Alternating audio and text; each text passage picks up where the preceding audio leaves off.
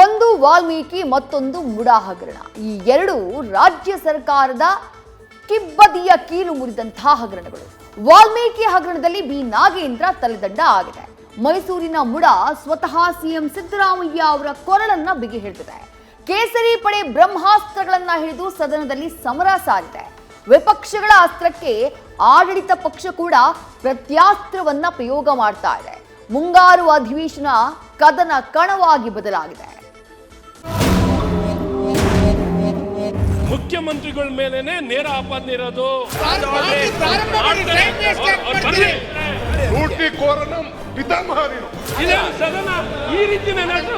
ನಾವು ಅಧಿಕಾರದಾಗಿದ್ದಾಗ ಸಿಬಿಐ ಅಂದ್ರೆ ಕಾಂಗ್ರೆಸ್ ಬ್ಯೂರೋ ಆಫ್ ಇನ್ವೆಸ್ಟಿಗೇಷನ್ ಲೂಟಿ ಮಾಡಿ ಈಗ ಸಮರ್ಥನೆ ನಿಂತ್ಕೊಂಡಿದ್ದಾರೆ. ಆಡಳಿತ ವಿಪಕ್ಷಗಳ ನಡುವೆ ಮಾತಿನ ಸಮರ, ನಾನಾ ನೀನಾ, ಸದನದಲ್ಲಿ ಗಲಾಟೆ, ಗದ್ದಲ, ಕೋಲಾಹಲ, ತಾಕತ್ತಿಗೆ ಟಾಂಗ್, ಆರೋಪಕ್ಕೆ ಆಕ್ರೋಶ. ವಿಧಾನಸಭೆ ಸದನ ಕದನವಾಗಿ ಮಾರ್ಪಟ್ಟಿದೆ.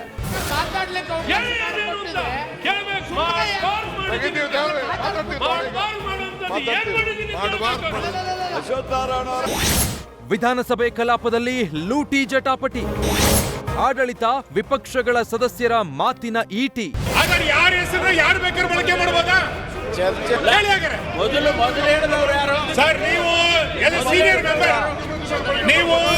ಮುಂಗಾರು ಅಧಿವೇಶನದಲ್ಲಿ ಬರೀ ಹಗರಣಗಳೇ ಸದ್ದು ಮಾಡ್ತಿವೆ. ಇವತ್ತು ಕಲಾಪದಲ್ಲಿ ನಿಯಮ 69ರ ಅಡಿಯಲ್ಲಿ ವಿಪಕ್ಷ ನಾಯಕ ಆರ್ ಅಶೋಕ್ ವಾಲ್ಮೀಕಿ ಮೂಡಾ ಹಗರಣವನ್ನ ಪ್ರಸ್ತಾಪಿಸಿದ್ರು. ಮೊದಲ ಸಾಲಿನ ಆಸನಗಳು ಖಾಲಿ ಇದ್ದಿದ್ದಕ್ಕೆ ಅಸಮಾಧಾನ ವ್ಯಕ್ತಪಡಿಸಿದ್ರು.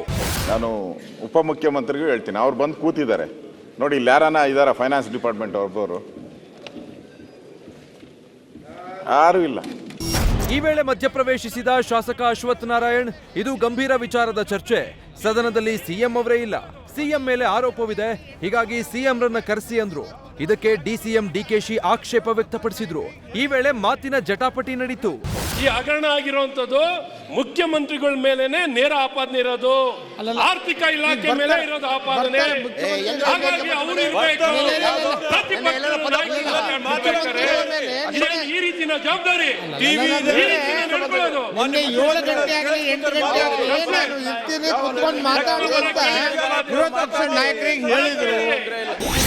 ಅಶ್ವಥ್ ನಾರಾಯಣ್ಗೆ ಲೂಟಿಕೋರರ ಪಿತಾಮಹ ಎಂದ ಡಿಕೆಶಿ.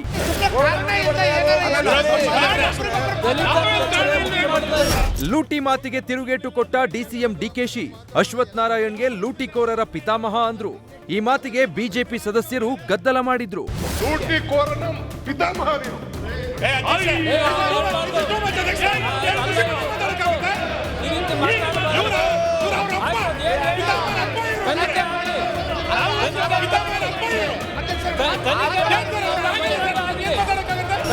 ಲೂಟಿ ಮಾಡಿದ್ದನ್ನ ಸಮರ್ಥಿಸಿಕೊಳ್ಳೋಕೆ ನಾಚಿಕೆ ಆಗಲ್ವಾ ಅಂತ ಶಾಸಕ ಸುನಿಲ್ ಕುಮಾರ್ ಕಿಚಾಯಿಸಿದ್ರು.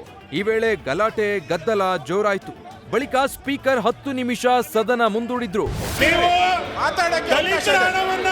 ಲೂಟಿ ಮಾಡಿ ಈಗ ಸಮರ್ಥನೆ ನಿಂತ್ಕೊಂಡಿದ್ದಾರೆ. ನಾಚಿಕೆ ಆಗಬೇಕು ಇವರಿಗೆ, ಸಮರ್ಥನೆ ಮಾಡ್ಕೊಳ್ಳೋಕೆ.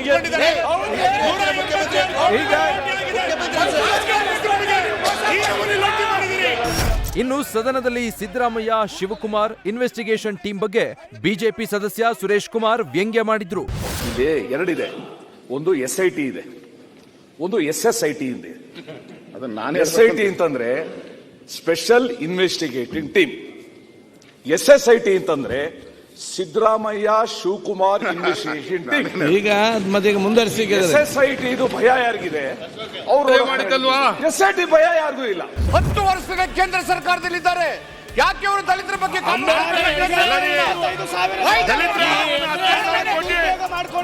ನಾವು ಅಧಿಕಾರದಾಗಿದ್ದಾಗ ಸಿಬಿಐ ಅಂದ್ರೆ ಕಾಂಗ್ರೆಸ್ ಬ್ಯೂರೋ ಆಫ್ ಇನ್ವೆಸ್ಟಿಗೇಷನ್.